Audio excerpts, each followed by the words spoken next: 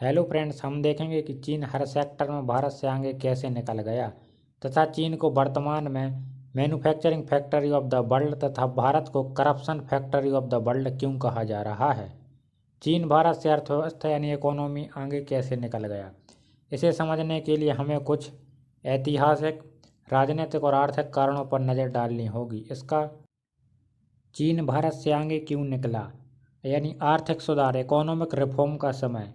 भारत ने 1991 में आर्थिक उदारीकरण किया, जबकि चीन ने 1978 में ही डेंग जियाओपिंग के नेतृत्व में बाजार आधारित सुधार यानी मार्केट रिफॉर्म शुरू कर दिए थे।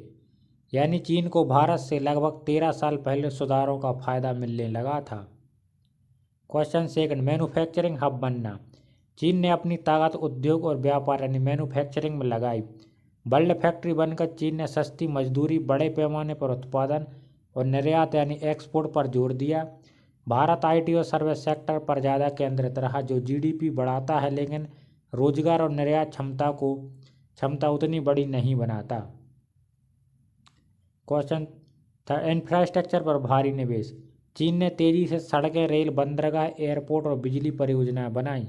भारत में इंफ्रास्ट्रक्चर निर्माण धीमी गति से हुआ और नौकरशाही यानी ब्यूरोक्रेसी की अड़चनें रहीं।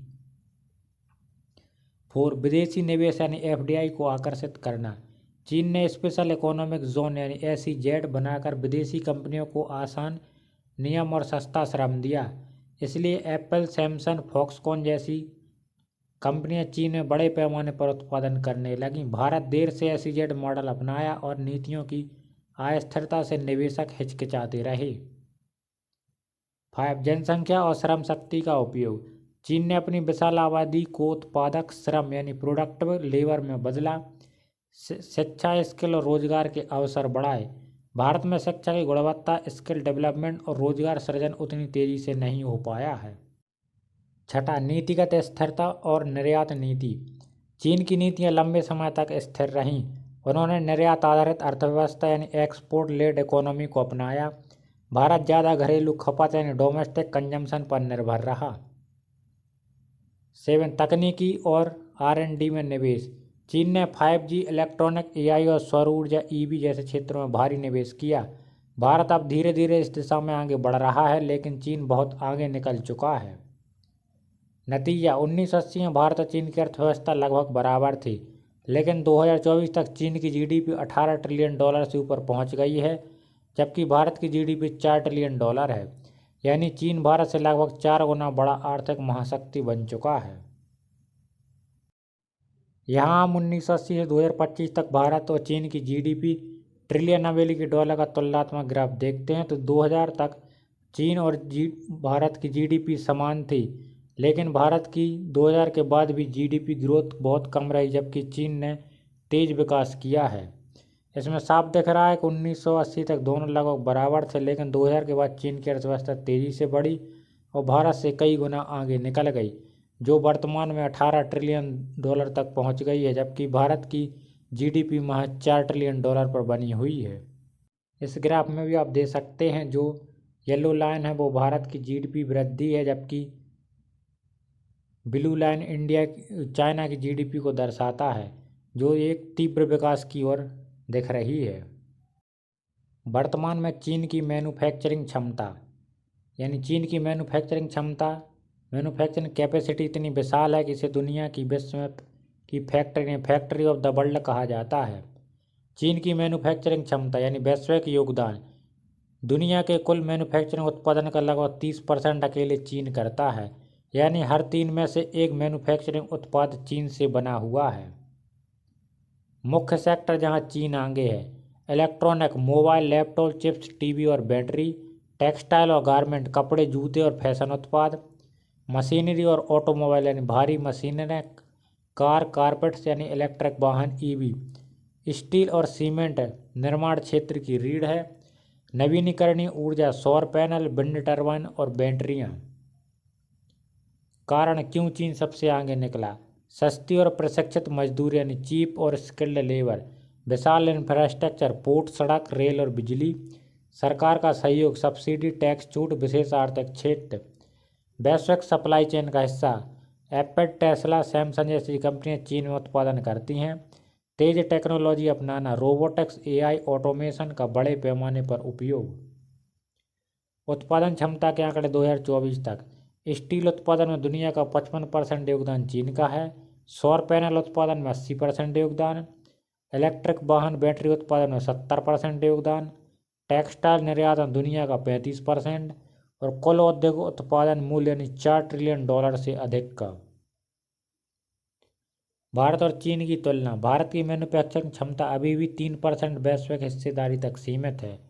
चीन भारत से लगभग 10 गुना बड़ा मैन्युफैक्चरिंग हब है। भारत की ताकत आईटी और सर्विस सेक्टर में, जबकि चीन की ताकत मैन्युफैक्चरिंग में। यही कारण है कि चीन ने अपनी अर्थव्यवस्था को मैन्युफैक्चरिंग पावर हाउस बनाकर भारत से आगे निकाल लिया है।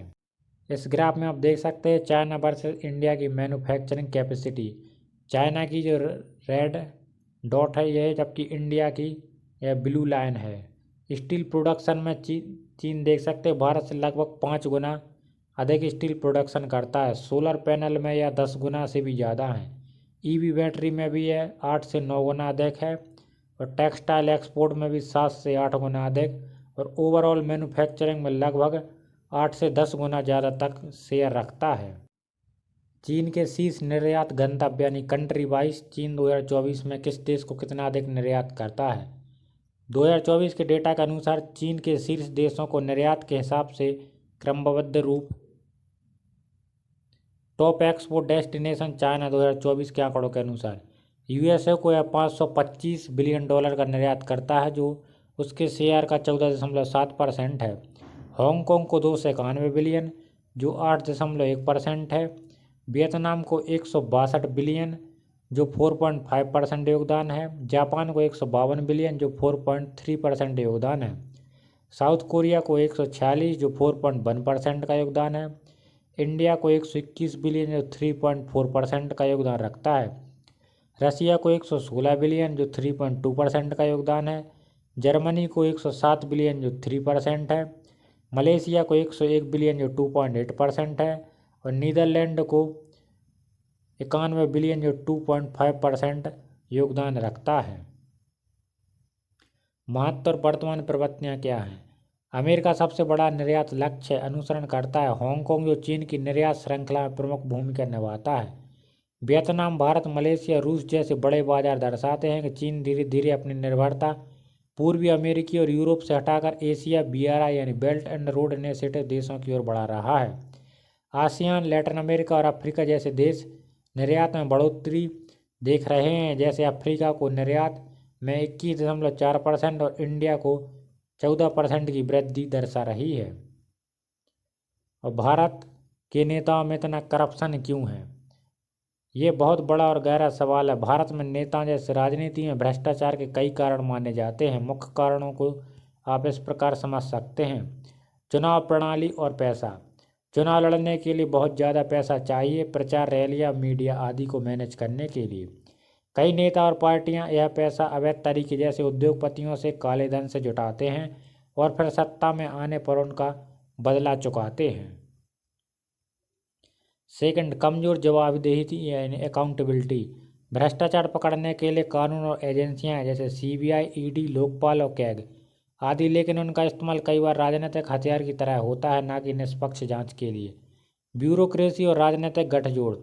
अफसर और नेता मिलकर घोटाले करते हैं। बड़े बड़े ठेके, प्रोजेक्ट, लाइसेंस में कमीशन खोरी आम बात बन जाती है। 4, जनता की लाचारी और सहनशीलता।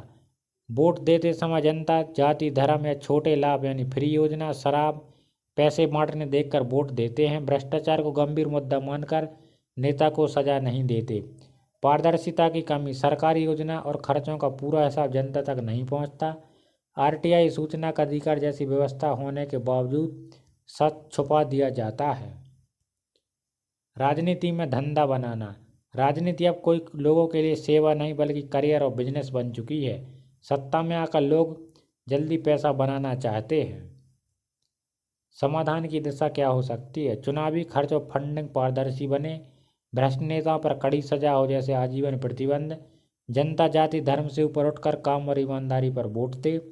डिजिटल और पारदर्शी सिस्टम यानी E-गवर्नेंस, डायरेक्ट बेनिफिट ट्रांसफर से भ्रष्टाचार कम हो सकता है। भारत के सबसे बड़े करप्शन घोटाले। जीप घोटाला 1948। स्वतंत्र भारत का पहला घोटाला। ब्रिटेन से सेना के लिए जीप खरीद में भ्रष्टाचार हुआ था। इसमें तत्कालीन रक्षा मंत्री V.K. कृष्ण मेनन का नाम सामने आया था। सेकंड, नागरिक उड्डयन घोटाला। Airbus deal 1970। विमान खरीद में दलाली और कमीशन का आरोप। बोफोर्स घोटाला 1987। स्वीडन की बोफोर्स कंपनी से तोप खरीद में रिश्वत। तत्कालीन प्रधानमंत्री राजीव गांधी की छवि को बड़ा झटका लगा था। हवाला कांड 1990। कई बड़े नेता L.K. आडवाणी और शरद यादव आदि के नाम शामिल थे। हवाला के जरिए लाखों करोड़ों रुपए का लेन देन था। तेलवी स्टाम्प पेपर घोटाला 2003। अब्दुल करीम तेलगी ने नकली स्टाम्प पेपर छापकर हजारों करोड़ का घोटाला किया था। 2G स्पेक्ट्रम घोटाला 2008। मोबाइल कंपनियों को लाइसेंस देने में घोटाला। अनुमानित घोटाला 1.76 लाख करोड़ रुपए का था। इसमें तत्कालीन UPA सरकार के मंत्री A. राजा फंसे थे। कॉमनवेल्थ घोटाला 2010। CWG 2010 दिल्ली आयोजन में हजारों करोड़ का भ्रष्टाचार हुआ था। तत्कालीन आयोजन समिति प्रमुख सुरेश कलमाणी का नाम शामिल था। कोयला घोटाला 2012। कोल ब्लॉक्स आवंटन में भ्रष्टाचार। अनुमानित घोटाला 1.86 लाख करोड़ रुपया। विजय माल्या, नीरव मोदी, मेहुल चोकसी फ्रॉड 2010।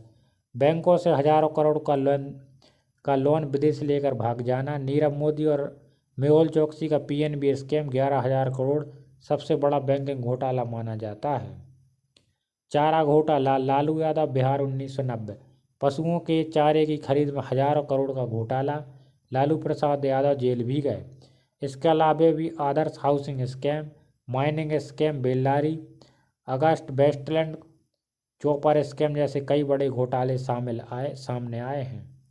यदि हमारे द्वारा दी गई जानकारी आपको पसंद आती है तो हमारे चैनल को please like, share and subscribe करें। Thank you.